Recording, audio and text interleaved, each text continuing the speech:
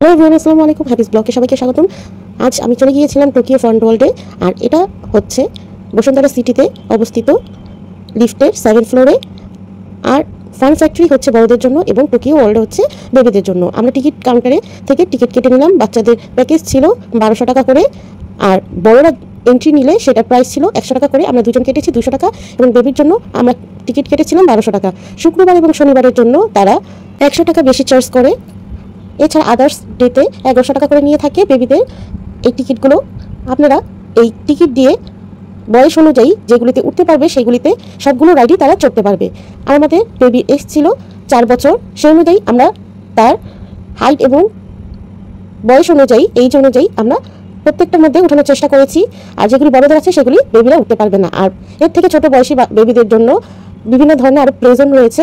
আমরা ফার্স্টে এখানে স্লাইডারে বেবিকে নিয়ে গিয়েছিলাম, সে অনেক মজা করেছে। তার অ্যাক্টিভিটিসগুলো আপনাদের সাথে শেয়ার করলাম, আশা করি আপনার কাছে ভালো লাগবে। আর এই জোনটা অনেক বড় প্লেস নিয়ে হয়েছিল, আমার কাছে তো বেশ ভালো লেগেছে। আমার মনে হচ্ছিল আমিও এই জোনে যে বেবিদের সাথে একটু খেলা করি, মনে হচ্ছিল চাইল্ড মেমোরি আমার ছোটোবেলায় এরকম যদি থাকতো তাহলে আমরাও অনেক এনজয় করতে পারতাম। কিন্তু নিত্য নতুন এখন অনেক প্লেজন হচ্ছে বেবিদের জন্য, আমার এগুলি অনেক ভালো লাগে। মনে হয় ছোটবেলায় যদি আমরা পেতাম আমরাও এরকম আনন্দ করতে পারতাম। এরপরে নিয়ে গিয়েছিলাম জাম্পিং জোনে, যেখানে বেবিরা অনেক জাম্পিং করতে পারবে।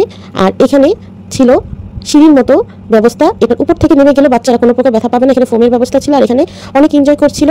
আর আমার দেবরি বেবিকে নিয়ে আমরা টোকিও ফান ওয়ার্ল্ডে গিয়েছিলাম, অনেক ভালো লেগেছে সেই দিন। আর এই জাম্পিং জোনে অনেকক্ষণ লাফালাফি করার পর সে অনেক মজা পেয়েছিল। এরপর আমরা উপরে তলায় চলে গেলাম। আর 3টা ভাগে ভাগ করা হয়েছে, 7 ফ্লোর, 8 ফ্লোর এবং 9 ফ্লোর, এই 3টি মিলিয়ে বেবি জোন মানে টোকিও ফান ওয়ার্ল্ড। এরপর হচ্ছে ফান ফ্যাক্টরিও 10 তলা, 11 তলা, 12 তলা, এরকম 3-4 তলা মিলিয়ে ফান ফ্যাক্টরি। এর আগের বার আমরা গিয়েছিলাম, একদিন আমি ফান ফ্যাক্টরি ভিডিও আপনার সাথে শেয়ার করব। এরপর আমরা উপরে ফ্লোরে চলে যাচ্ছি অন্যান্য অ্যাক্টিভিটিসের জন্য। আমরা এখানে 2টি গেমিং জোন থেকে আমরা বেবিকে নিয়ে অ্যাক্টিভিটিসগুলো আপনার সাথে শেয়ার করলাম, আমরা কিসে কিসে এখানে এসেছিলাম। আর এখন আমরা চলে যাব এই জোনগুলোতে।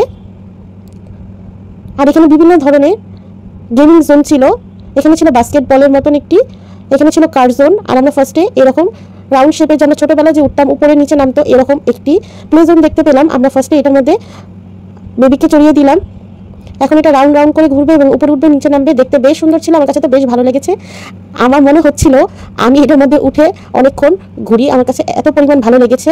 এরপর আমরা এই সাইডে চলে আসলাম, এখন দেখব এখানে কি ধরনের বেবিদের প্লে জোন রয়েছে। এখানে ছিল এক ধরনের কি বল জানি বলে, আমরা যে আগে দেখতাম টিভিতে ওই রকম, কিন্তু দেখে আমার কাছে বেশ ভালোই লাগলো, ইন্টারেস্টিং মনে হলো। এটা বড়দের ছিল, এটা ছিল 10 থেকে 14 বছর বেবিরা খেলতে পারবে, এর থেকে বড়রাও খেলতে পারবে, কিন্তু এর নিচে নয়। এর জন্য এই জোন থেকে আমরা চলে আসলাম বড়দের। এই সাইডেও বড়দের জোন ছিল, জাম্পিং জোন। এরপর আমরা বেবিদের জন্য এই অপর সাইডে এই সুন্দর প্লে জোনটা দেখলাম, যেটা প্লেনের মতো উপরে নিচে নামবে, দেখতে বেশ সুন্দর ছিল, আমার কাছে তো বেশ ভালো লেগেছে। আপনারা সবসময় যদি টোকিও ফান ওয়ার্ল্ডে যান বেবিদের অ্যাক্টিভিটিসের জন্য, তাহলে অবশ্যই সম্পূর্ণ টিকিটটা নেওয়ার চেষ্টা করবেন। প্রাইসটা বেশি মনে হলেও আপনারা কিন্তু সকল মানে প্লে জোনেই আপনারা বেবিদের উঠাতে পারবেন। এই যদি মোটামুটি 4 থেকে 10 বছর পর্যন্ত হয়, কিন্তু আপনারা আলাদা আলাদা যদি টিকিট কাউন্টার থেকে টিকিট কাটেন তাহলে প্রাইসটা বেশি পড়ে যাবে।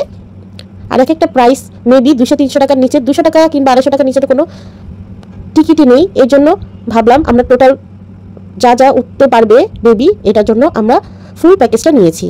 এখানে আরও অ্যাক্টিভিটিসের জন্য সে এরকম জাম্পিং করবে আর ডান্স করবে। আর এই জোনটা আমার কাছে বেশ ভালো লেগেছে, অনেক এনজয় করেছিল। আর দৌড়াচ্ছে আর নাচছে, এই জিনিসটা দেখেই অনেক ইন্টারেস্টিং মনে হয়েছিল। এরপর আরেকটি প্লে জোন ছিল ঘোরার মতন, এইটা বেশি ভালো লাগে, এটা বেবিদের ছিল। আমি এটা থেকে নামিয়ে বড়দেরটাতে উঠিয়েছিলাম, আমার কাছে ওটা বেশি ভালো লেগেছে। ছোটোবেলা যখন আমরা শিশু পার্কে যেতাম এরকম ছিল।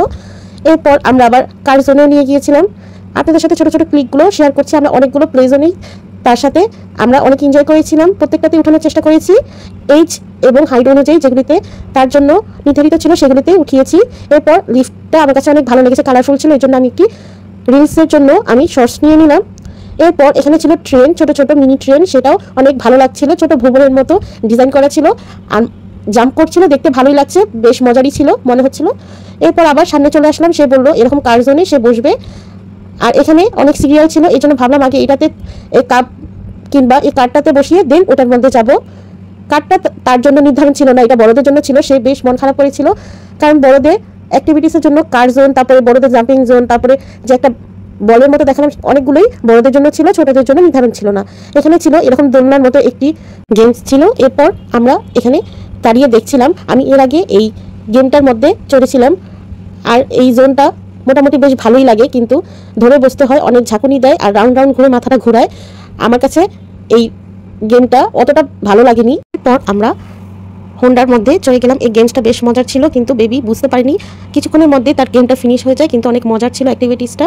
কিন্তু তার চাচ্চু অনেক হেল্প করছিল তাকে এনজয় করার জন্য। এরপর আমরা বেবিকে চড়িয়ে দিলাম একটি ট্রেনে। এই ট্রেনটা বেশ সুন্দর ছিল ছোটোর মধ্যে, আমার কাছে তো বেশ ভালোই লেগেছে। আর বিভিন্ন ধরনের প্লে জোনগুলোর মধ্যে আমার কাছে এটা অনেক সুন্দর লেগেছে ছোটোর মধ্যে হলেও। এখানে যখন আসবেন, এটার শুরু হয় দুপুর 3টা থেকে রাত 10টা পর্যন্ত।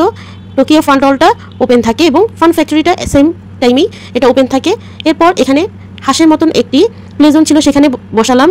সেখানে 1-2 মিনিট ছিল, তার কাছে অতটা ভালো লাগেনি, কিন্তু এই কার জোনটা তার কাছে অনেক ভালো লেগেছে। সে ভালো মতো না পারলেও তার চাচ্চু তাকে অনেক হেল্প করছিল, সে অনেক এনজয় করেছিল, কারণ তার কাছে কার এবং বাইক অনেক প্রিয়, এর জন্য খেলার জন্য ব্যস্ত ছিল অন্যান্য গেম জোন তুলনায়। এরপর দোলনার মতো এই প্লে জোনটাতেও সে চড়েছিল, আর একটা ছিল এভাবে রাউন্ড রাউন্ড করে একটি ভ্রমণের মতো ছিল, সেটার মধ্যে বসেছিল। আমার আজকের এই ভিডিওটা যদি ভালো লাগে প্লিজ আমার চ্যানেলটি সাবস্ক্রাইব করবেন, আমার পাশে থাকবেন। আসসালামু আলাইকুম।